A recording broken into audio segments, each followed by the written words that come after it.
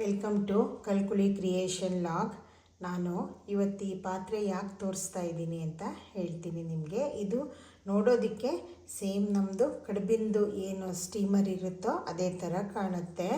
ಆದರೆ ಇಲ್ಲಿ ನೋಡಿ ಇದು ಹೇಗಿದೆ ಅಂತ ಹೇಳಿಬಿಟ್ಟು ಇದಕ್ಕೆ ಇಲ್ಲೊಂದು ಟ್ಯಾಪ್ ಇದೆ.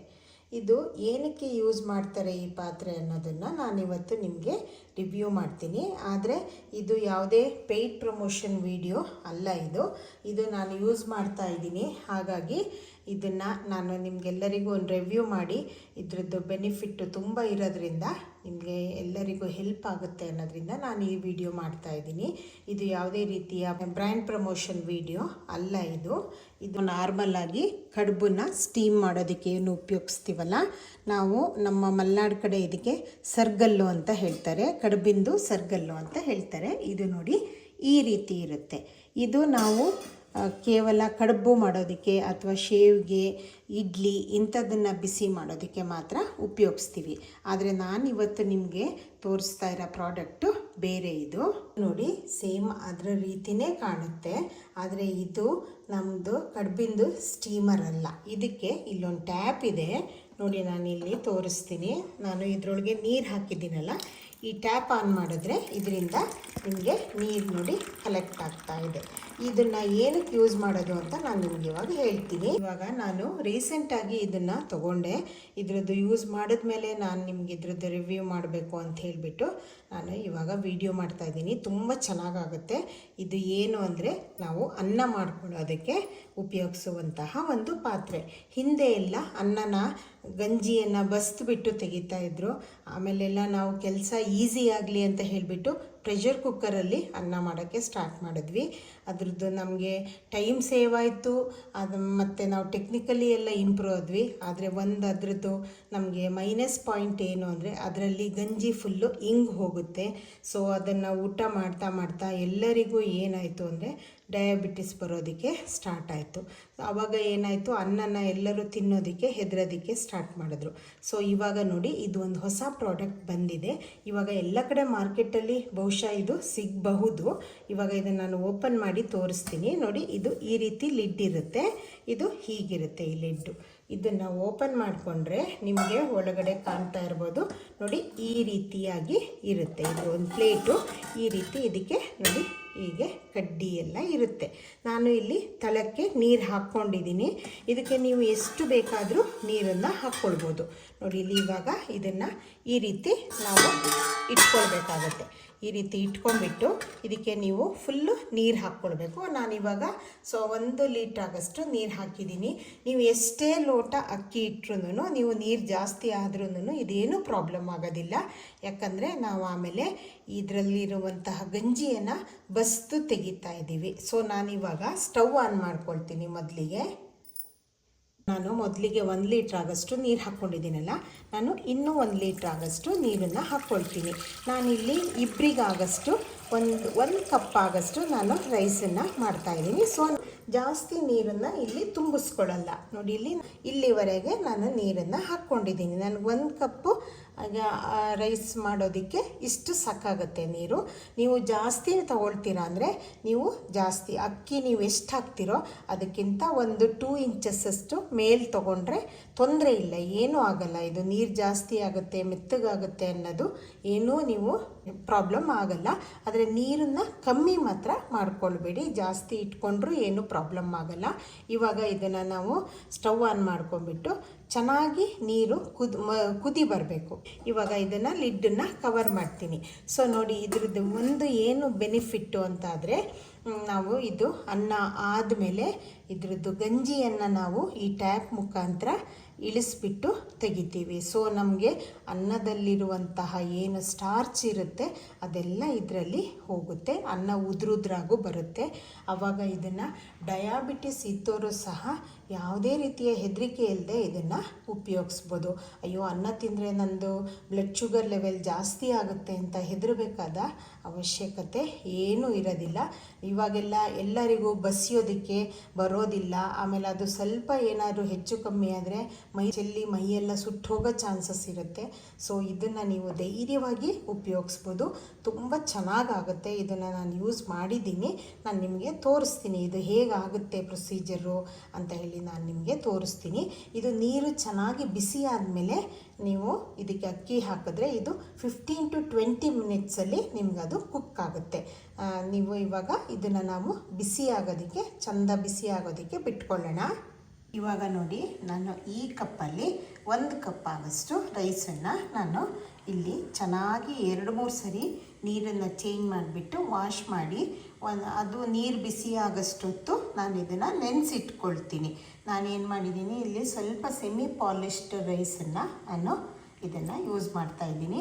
ಆಮೇಲೆ ಇನ್ನೊಂದು ಏನು ಅಂದರೆ, ಡಯಾಬಿಟಿಸ್ ಇರುವಂಥವರು ತುಂಬ ಪಾಲಿಶ್ ಆಗಿರುವಂತಹ ಅಕ್ಕಿನ ಉಪಯೋಗಿಸ್ಬಾರ್ದು.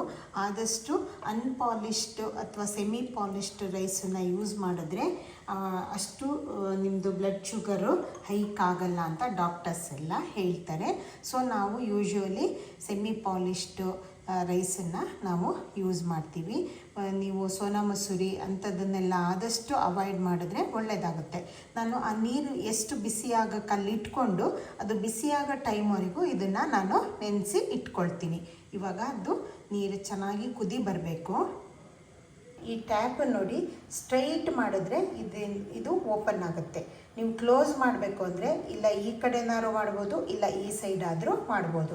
ಇದು ನೋಡಿ, ಈ ರೀತಿ ಅಡ್ಡ ತಿರುಗಿಸ್ಬೇಕು. ಸ್ಟ್ರೈಟ್ ಇಟ್ಟರೆ ಇದರಲ್ಲಿ ಒಳಗಡೆ ಏನು ಲಿಕ್ವಿಡ್ ಇರುತ್ತೋ ಅದು ಹೊರಗಡೆ ಬರುತ್ತೆ. ಇದನ್ನೊಂದು ನೀವು ಆದಷ್ಟು ಕೇರ್ಫುಲ್ಲಾಗಿ ಇದು ಮಾಡಬೇಕು. ಇದು ಕ್ಲೋಸೇ ಇರಬೇಕು. ಕುಕ್ಕಿಂಗ್ ಟೈಮಲ್ಲಿ ಇದು ಕ್ಲೋಸ್ ಇರಬೇಕು. ಇವಾಗ ಆಮೇಲೆ ಇದ್ರದ್ದು ಇನ್ನೂ ಒಂದು ಏನು ನನಗೆ ಖುಷಿಯಾಗಿದ್ದು ಅಂದರೆ, ಇದು ನೋಡಿ ಇಷ್ಟೊತ್ತಾಗಿದೆ ಸ್ಟೌವಲ್ಲಿಟ್ಟು ನಾನು ಆರಾಮಾಗಿ ಕೈಯಲ್ಲಿ ಹಿಡ್ಕೊಳ್ತಾ ಇದ್ದೀನಿ. ಇದು ಹ್ಯಾಂಡಲ್ಲು ತುಂಬ ಬಿಸಿ ಆಗೋದಿಲ್ಲ. ಇದು ಅಷ್ಟೇನೆ, ನಾವು ಕೈ ವಿತೌಟು ಏನು ಯೂಸ್ ಮಾಡ್ದೇನೆ, ಕ್ಲಾತ್ ಏನು ಯೂಸ್ ಮಾಡ್ದೇನೆ ನಾವು ಇದನ್ನು ಓಪನ್ ಮಾಡ್ಬೋದು. ಇವಾಗ ನೋಡಿ, ನಾನು ಓಪನ್ ಮಾಡ್ತೀನಿ. ನೀರು ಇದು ಸ್ವಲ್ಪ ಬಾಯ್ಲಿಂಗ್ ಸ್ಟೇಜಿಗೆ ಬಂದಿದೆ. ಇವಾಗ ಇದು ಇನ್ನೊಂದು ಚೂರು ಬಾಯ್ಲ್ ಆಗೋಕ್ಕೆ ಸ್ಟಾರ್ಟ್ ಆಗಬೇಕು. ಅದು ಬಾಯ್ಲ್ ಆಗೋಷ್ಟೊತ್ತಿಗೆ ನಾವು ಇದರಲ್ಲಿರುವಂತಹ ಎಕ್ಸ್ಟ್ರಾ ನೀರನ್ನು ನಾವು ಚೆಲ್ಕೊಂಡು ಬರೀ ಅಕ್ಕಿನ ಮಾತ್ರ ನಾವು ಇದನ್ನು ತಗೊಳ್ಬೇಕು. ಈ ನೀರನ್ನು ಯೂಸ್ ಮಾಡಬಾರ್ದು. ಇವಾಗ ನೋಡಿ, ನಾನು ನೀರೆಲ್ಲ ಸ್ಟ್ರೈನ್ ಮಾಡಿ ಇಟ್ಕೊಂಡಿದ್ದೀರಲ್ಲ, ಇವಾಗ ಈ ಅಕ್ಕಿನ ಡೈರೆಕ್ಟಾಗಿ ಇದಕ್ಕೆ ಹಾಕಿಬಿಡಬೇಕು. ಈ ನೀರೇನು ನೀವು ಬಾಯ್ಲಿಂಗಿಗೆ ಇಟ್ಕೊಂಡಿದ್ದೀರಲ್ಲ ಇದಕ್ಕೆ ಹಾಕಬೇಕು. ಕ್ಲೀನಾಗಿ ಅದನ್ನು ಸೇರಿಸ್ಕೊಳ್ಳಿ. ನಿಮಗೆ ಟೈಮೂ ಆಮೇಲೆ ಮಾಡೋಕ್ಕೆ ಬರೋದಿಲ್ಲ, ನಮಗೆ ಅನ್ನ ಬಸಿಯೋಕ್ಕೆ ಬರಲ್ಲ ಅಂತ ಹೇಳಿದ್ರು ಇದನ್ನು ತಗೊಬೋದು. ನಿಮಗೆ ಇದರಲ್ಲಿ ಇನ್ನು ದೊಡ್ಡ ಸೈಜಲ್ಲಿ ಬೇಕಿದ್ರೆ ಸಿಕ್ಕುತ್ತೆ. ಆದರೆ ಚಿಕ್ಕದು ಇಷ್ಟೇನೆ. ಇದರಲ್ಲಿ ನೀವು ಒಂದು 5-6 ಜನನ ಆರಾಮಾಗಿ ಅನ್ನ ಮಾಡಿಕೊಂಡು ಊಟ ಮಾಡ್ಬೋದು. ಇವಾಗ ನೋಡಿ, ಇದೆಲ್ಲದು ನಾನು ಅಕ್ಕಿ ಹಾಕಿದ್ದೀನಲ್ಲ, ಇದು ಇವಾಗ ನಾವು ಲಿಡ್ ಕವರ್ ಮಾಡೋಣ. ಲಿಡ್ ಕವರ್ ಮಾಡಿಬಿಟ್ಟು ನೀವು ಮಧ್ಯದಲ್ಲಿ ಅಕ್ಕಿ ಬೆಂದಿದೆಯಾ ಅಂತ ಚೆಕ್ ಮಾಡ್ಬೋದು. ಆದರೆ ಇದೊಂದು 15 ಮಿನಿಟ್ಸ್ ಅಂತೂ ನೀವು ಆರಾಮಾಗಿ ಲಿಡ್ ಕವರ್ ಮಾಡಿ ಇಡಬೇಕು. ನಾನು ಇಲ್ಲಿ ಚಿಕ್ಕ ಬರ್ನರನ್ನು ಹೈ ಫ್ಲೇಮಲ್ಲಿ ಇಟ್ಕೊಂಡು ಇದು ಕುಕ್ ಆಗೋದಕ್ಕೆ ಇಟ್ಟಿದ್ದೀನಿ. ಹಾಗೆ ನಾನು ಹಾಕುವಂತಹ ಈ ಇನ್ಫಾರ್ಮೇಷನ್ ಆಗಿರ್ಬೋದು ಅಥವಾ ಕುಕ್ಕಿಂಗು ರೆಸಿಪಿಗಳಾಗಿರ್ಬೋದು ನಿಮಗೆ ಇಷ್ಟ ಆಗುತ್ತೆ ಅಂತ ನಾನು ಭಾವಿಸ್ತೀನಿ. ನನ್ನ ಕಲ್ಕುಳಿ ಕ್ರಿಯೇಷನ್ ಲಾಗ್ ಚಾನಲ್ ಏನಿದೆ ಇದನ್ನು ಸಬ್ಸ್ಕ್ರೈಬ್ ಮಾಡ್ಕೊಳ್ಳಿ, ಲೈಕ್, ಶೇರ್ ಆ್ಯಂಡ್ ಕಮೆಂಟ್ ಮಾಡಿ. ಇದು ನನಗೆ ತುಂಬ ಒಂದು ಖುಷಿ ಅನ್ನಿಸ್ತು ಈ ಪ್ರಾಡಕ್ಟು. ಇವಾಗ ಎಲ್ಲರೂ ಆರಾಮಾಗಿ ಯೂಸ್ ಮಾಡ್ಕೊಳ್ಬೋದು, ನಮ್ಗೆ ಯಾವುದೇ ರೀತಿಯ ಕಷ್ಟ ಆಗೋದಿಲ್ಲ. ಹಾಗಾಗಿ ಈ ಪ್ರಾಡಕ್ಟಿನ ರಿವ್ಯೂ ಮಾಡಿ ಎಲ್ಲರೂ ಇದ್ರದ್ದು ಬೆನಿಫಿಟ್ ತೊಗೊಳ್ಬೇಕು ಅನ್ನೋದ್ರಿಂದ ನಾನು ಇದನ್ನು ವಿಡಿಯೋ ಮಾಡಿ ಹಾಕ್ತಾಯಿದ್ದೀನಿ. ಇವಾಗ ಇದನ್ನು 15 ಮಿನಿಟ್ಸು ಕುಕ್ ಆಗೋದಕ್ಕೆ ಬಿಡೋಣ. ಇದು ನೋಡಿ, ಇವಾಗ ಒಂದು 10 ಮಿನಿಟ್ಸ್ ಆಗಿದೆ. ಇದಿಷ್ಟು ಚೆನ್ನಾಗಿ ಬಾಯ್ಲ್ ಆಗ್ತಾಯಿದೆ. ಆಮೇಲೆ ಸ್ಟಾರ್ಚ್ ಸಹ ಸ್ವಲ್ಪ ದಪ್ಪ ಆಗಿದೆ, ನೀವು ನೋಡ್ತಾ ಇರ್ಬೋದು. ನೋಡಿ, ಇಲ್ಲಿ ಅನ್ನದ್ದು ಈ ನೀರೇನಿದೆ ಇದರಲ್ಲಿ ಸ್ಟಾರ್ಚ್ ಎಲ್ಲ ಬಿಟ್ಕೊಂಡಿದೆ. ನೋಡಿ, ಅನ್ನ ಇವಾಗ ಒಂದು 80% ಅಷ್ಟು ಕುಕ್ ಆಗಿದೆ. ಇದು ನಿಮಗೆ ಆಗಿದೆ ಅಂತ ಹೇಗೆ ಚೆಕ್ ಮಾಡಬೇಕು ಅಂದರೆ, ಒಂದು ಅಗಲು ತಕ್ಕೊಂಡು ನೀವು ಇದನ್ನು ಹೀಗೆ ಪ್ರೆಸ್ ಮಾಡಿದ್ರೆ ಇದರೊಳಗೆ ಮಧ್ಯದಲ್ಲಿ ಅಕ್ಕಿ ಏನು ಸಿಗಬಾರ್ದು. ಆ ರೀತಿ ಆಗಿದೆ ಅಂತಾದರೆ ನೋಡಿ, ಈ ರೀತಿ ಅಕ್ಕಿ ಸಿಗಬಾರ್ದು. ಇದು ನೀವು ಆವಾಗ ಇದು ಕುಕ್ ಆಗಿದೆ ಅಂತ. ನಿಮಗಿದು ಮಿನಿಮಮ್ ಒಂದು 15 ಮಿನಿಟ್ಸು ಬೇಕಾಗುತ್ತೆ ಇದು ನಿಮಗೆ ಕುಕ್ ಆಗೋದಕ್ಕೆ. ನಿಮ್ಗೆ ಇನ್ನೂ ಸ್ವಲ್ಪ ಮೆತ್ತಗೆ ಬೇಕು ಅನ್ನೋದಿದ್ರೆ ನೀವೊಂದು ಅಪ್ ಟು 20 ಮಿನಿಟ್ಸ್ವರೆಗೂ ಇದನ್ನು ಇಟ್ಕೊಳ್ಬೋದು. ಇವಾಗ ನೋಡಿ ಮತ್ತೆ ನಾನು ಲಿಡ್ ಕವರ್ ಮಾಡ್ತೀನಿ. ಆಮೇಲೆ ಇದು ಸ್ವಲ್ಪ ನಿಮಗೆ ಗಂಜಿ ಏನಾದ್ರು ಉಕ್ಕುತ್ತೆ ಅನ್ನೋದಿದ್ರೆ ನೀವು ಫ್ಲೇಮನ್ನು ನೀವು ಸ್ವಲ್ಪ ಕಮ್ಮಿ ಮಾಡ್ಕೊಬೋದು, ಲೋ ಮಾಡ್ಕೊಳ್ಬೋದು. ಇವಾಗ ನೋಡಿ ಇದು 15 ಮಿನಿಟ್ಸ್ ಆಗಿದೆ. ನಾನಿವಾಗ ಲಿಡ್ ಓಪನ್ ಮಾಡ್ತಾ ಇದ್ದೀನಿ. ಲಿಡ್ ಓಪನ್ ನೋಡಿ, ಇಲ್ಲಿ ಇನ್ನೂ ಬಾಯ್ಲ್ ಆಗ್ತಾನೇ ಇದೆ. ಇವಾಗ ಲಿಡ್ ಓಪನ್ ಮಾಡಿ ನಾನಿದು ಚೆಕ್ ಮಾಡ್ತೀನಿ ಅನ್ನ ಆಗಿದೆಯಾ ಅಂತ ಹೇಳಿಬಿಟ್ಟು. ನೋಡಿ ಇದು ಅನ್ನ ಚೆನ್ನಾಗಿ ಆಗಿದೆ. ನೀವು ಹೀಗೆ ಪ್ರೆಸ್ ಮಾಡಿದ್ರೆ ಇದು ನೋಡಿ ಸಾಫ್ಟಾಗಿ ಆಗಿದೆ. ಯಾವುದೇ ರೀತಿಯ ಅಕ್ಕಿ ಉಳ್ಕೊಳ್ಳೋದಿಲ್ಲಲ್ಲ, ಇದು ಕುಕ್ ಆಗಿದೆ ಅಂತ ಹೇಳಿಬಿಟ್ಟು. ಇವಾಗ ನೀವು ಇದನ್ನು ಫ್ಲೇಮ್ ಆಫ್ ಮಾಡಬೇಕು. ಫ್ಲೇಮ್ ಆಫ್ ಮಾಡಿಬಿಟ್ಟು ಮತ್ತೆ ನೀವು ಲಿಡ್ಡನ್ನು ಕವರ್ ಮಾಡ್ಕೊಳ್ಳಿ.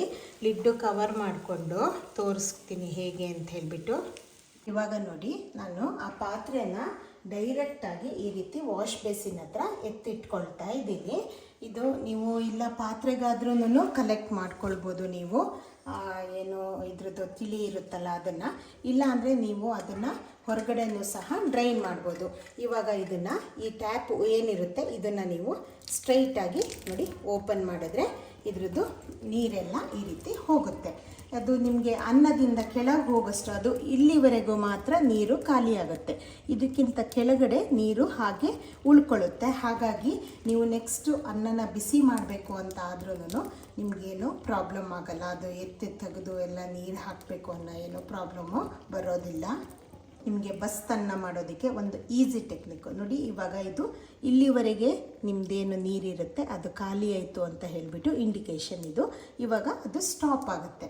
ಸ್ಟಾಪ್ ಆದ ತಕ್ಷಣ ನೀವು ಮತ್ತೆ ಇದು ಟ್ಯಾಪನ್ನು ಕ್ಲೋಸ್ ಮಾಡಿಬಿಟ್ಟು ನೀವು ಅನ್ನನ ನೀವು ಬಳಸ್ಕೊಳ್ಬೋದು. ನೋಡಿ ಅದು ಫುಲ್ಲು ಅದು ಇದು ಗಂಜಿ ಬೀಳೋದು ನಿಂತೋಯ್ತು. ಹೌದಾ? ಅದು ಕ್ಲೀನಾಗಿ ಡ್ರೈನ್ ಆದ ತಕ್ಷಣ ನಿಮಗೆ ಉದುರುದ್ರಾದ ಅನ್ನೋದು ಆಗುತ್ತೆ. ನಾನು ಇವಾಗ ತೋರಿಸ್ತೀನಿ ಅದು ಅನ್ನ ಹೇಗಾಗಿರುತ್ತೆ ಅಂತ ಹೇಳಿಬಿಟ್ಟು. ಈಗ ನೋಡಿ ಅದು ನೀರೆಲ್ಲ ಸ್ಟಾಪ್ ಆಗಿದೆ ಅಲ್ಲ, ನಾನು ಟ್ಯಾಪನ್ನು ಕ್ಲೋಸ್ ಮಾಡಿದ್ದೀನಿ. ಇವಾಗ ಲಿಡ್ ಓಪನ್ ಮಾಡ್ತಾ ಇದ್ದೀನಿ. ಲಿಡ್ ಓಪನ್ ಮಾಡಿಬಿಟ್ಟು ನಿಮಗೆ ತೋರಿಸ್ತೀನಿ ಅದು ಹೇಗಾಗಿದೆ ಅಂತ ಹೇಳಿಬಿಟ್ಟು. ನಿಮಗೆ ಕಾಣ್ತಾ ಇದೆ ಅನಿಸುತ್ತೆ ನೋಡಿ, ಇಲ್ಲಿ ಈ ರೀತಿ ಅನ್ನ ನಿಂತ್ಕೊಂಡಿರುತ್ತೆ. ಇಲ್ಲಿ ನೋಡಿ ಅನ್ನ ಎಷ್ಟು ಚೆನ್ನಾಗಾಗಿದೆ. ಇದನ್ನು ನೀವು 1-2 ನಿಮಿಷ ಬಿಟ್ಟರೆ ಇದು ಕ್ಲೀನಾಗಿ ಉದ್ರುದ್ರಾಗಿ ಅನ್ನ ಆಗುತ್ತೆ. ಇವಾಗ ನೋಡಿ ಇದು ಅನ್ನ ಆಗಿದೆ. ಇದು ಬಿಸಿ ಇರೋದ್ರಿಂದ ಸ್ವಲ್ಪ ಮೆತ್ತಗೆ ಅಂತ ಅನಿಸುತ್ತೆ. ನೀವು ಇದನ್ನು 1-2 ನಿಮಿಷ ಲಿಡ್ ಓಪನ್ ಮಾಡಿ ಇಟ್ಬಿಟ್ರೆ ಇದು ಆರಿಬಿಟ್ಟು ಚೆನ್ನಾಗಿ ಉದ್ರುದ್ರಾಗಿ ಬರುತ್ತೆ. ಇದನ್ನು ನೀವು ಬಿಸಿ ಬಿಸಿಯಾಗಿ ಮಾಡಿಕೊಂಡು ಊಟ ಮಾಡ್ಬೋದು. ಹಾಗೆ ಇದೊಂದು ಪಾತ್ರೆನ ಎಲ್ಲರೂ ತಗೊಂಡು ಯೂಸ್ ಮಾಡ್ಕೊಳ್ಳಿ. ಡಯಾಬಿಟಿಸ್ ಇರೋರಿಗೂ ಇದು ತುಂಬ ಒಂದು ಒಳ್ಳೆಯ ರಿಸಲ್ಟ್ ಕೊಡುತ್ತೆ. ಅವರು ಆರಾಮಾಗಿ ನೆಮ್ಮದಿಯಾಗಿ ಅನ್ನನ ಊಟ ಮಾಡ್ಬೋದು. ಹಾಗೆ ಇದ್ರ ಬಗ್ಗೆ ಏನು ಅನ್ನಿಸ್ತು ಅಂತ ನನಗೆ ಕಮೆಂಟ್ ಮಾಡಿ. Thank you.